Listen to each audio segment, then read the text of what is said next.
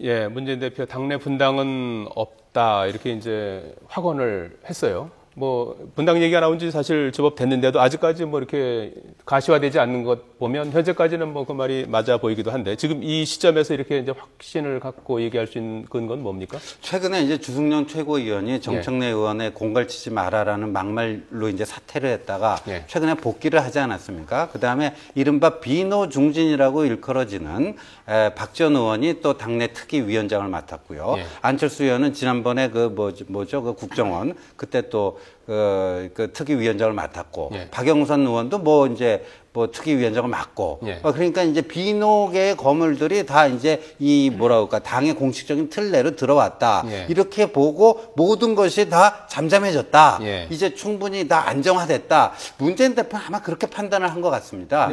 뭐 실제로 근데 그렇게 볼 수 있는 여지들이 몇 가지 있습니다. 이제 과거에 보면 얼마 전까지만 해도 대통령의 지지율이 30대 초반이었거든요. 이제 그럴 때는 분당하겠다 이런 것들이 원래 집안 외가 나가서도 좀 해볼 만하겠다 이런 생각을 해볼 수 있는데 이제 지금 대통령 지지율이 50% 가까이 육박을 하고 넘어설 수도 있다고 보여지거든요. 이제 이렇게 되면 야권 내부에서 단합해야 된다는 의지가 좀 있는 거죠. 근데 이제 이 제목에서 짚어야 되는 한 두어 가지가 있는데요. 한 가지는 문재인 대표가 그렇게 자신 있게 말한 건 본인 때문은 아니라는 거죠. 이게 지금 실제로 이게 여당이나 대통령 지지율이 굉장히 높아 있기 때문에 야당 자체가 분열하면 안 된다는 내부적 구성 때문에 뭐 그런 분위기가 좀 있는 게 있고요. 또 한 가지는 그럼에도 불구하고 천정배 의원을 중심으로 한 신당론이 계속 불붙고 있는 건 있습니다. 그래서 그런 부분에 대해서는 그럼 좀 적극적인 어제 본인의 또 다른 메시지로는 그때 이렇게 함께 크게 합치지 못한 것에 대해서 뭐 안타깝다 이런 이야기를 했던데요. 그러니까 구체적으로 그런 실천들을 좀 해서 통합에 대한 실천 의지를 보여야지 이걸 메시지로만 이렇게 해서 될 문제는 아니라고 보여집니다. 제가 볼 때는 문재인 의원의 합법도 저게 들어가거든요. 문재인 의원이 대표되고 난 다음에 계속 한 말이 보면 아주 희망적이고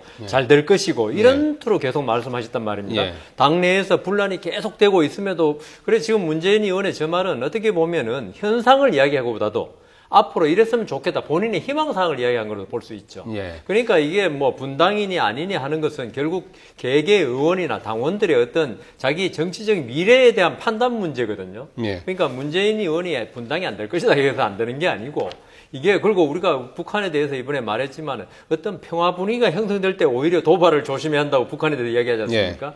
오히려 저는 문재인 의원이 저런 말을 한 것은 가만히 있는데 한 것은 오히려 어떤 기운이 감지되고 있을지도 모른다. 그러면 거기서 그걸 잠재우기 위한 말이 아닌가 그렇게 지금 생각합니다. 천정배 의원 같은 경우에는 이제 조만간 신당 선언하겠다 이렇게 이제 하고 있고 박주선 의원도 이제 추석 전 탈당까지 이제 거론하고 있는 상황인데 이 정도는 사실 뭐 찻잔 속에 태풍이다 이렇게 이제 보는 건가요? 그 분당 정도까지는 가지 않을 걸로 이렇게 보는 건가요? 문재인 대표 지금 뭐 우리 여성한 변호사 말씀하신 것처럼 이제 희망사항도 있을 거고 그 정도로 어느 정도 속단 말로 진압이 됐다 이렇게 본인이 판단했을 수도 있는데 여기서 말이에요. 저는 결정적인 실책이 최근에 한명숙 감싸기 그다음에 윤후덕 살려주기 여기서 완전히 그 새정치연합의 혁신은 완전히 물 건너갔다.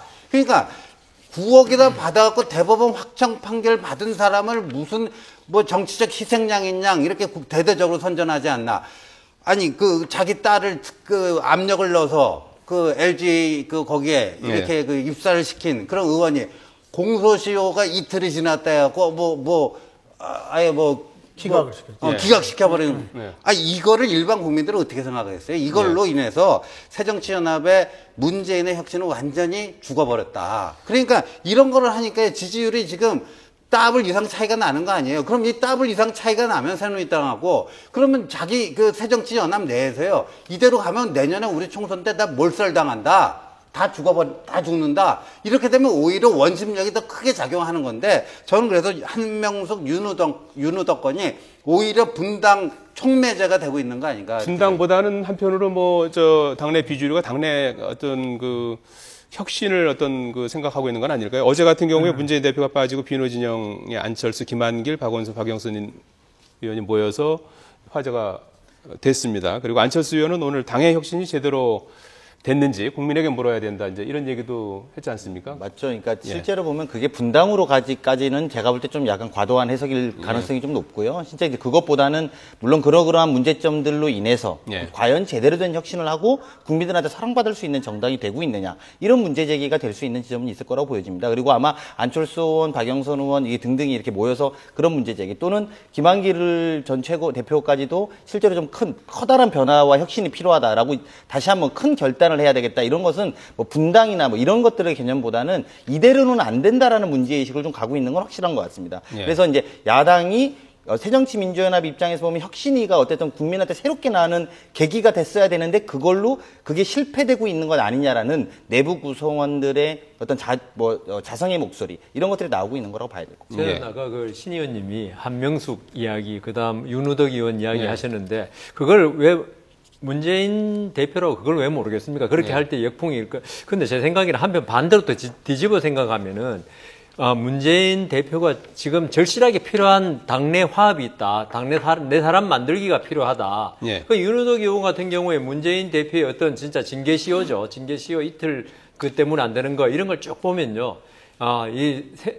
새정치연합 내에서 내 세력이 필요한 걸 지금 절실히 느끼고 있는지도 모른다. 그래서 이런 그 행동이 나오는 거 아닌가 그렇게도 추측됩니다. 저는 뭐 이제 심리학적으로 문재인 대표를 이렇게 쭉 이렇게 분석을 해보고 얘기를 들어보면 결국은 자기중심적이고 자가당착적인 해석을 많이 하고 있다.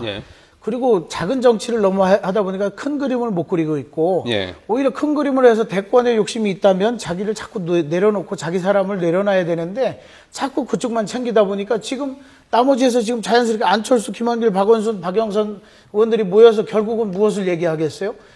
이거는 뭔가 문제가 있다. 그러면 저는 안철수 의원에게도 주문하고 싶은 게 대통령 하려고 하지 마라. 이미 당신은 자격이 없다.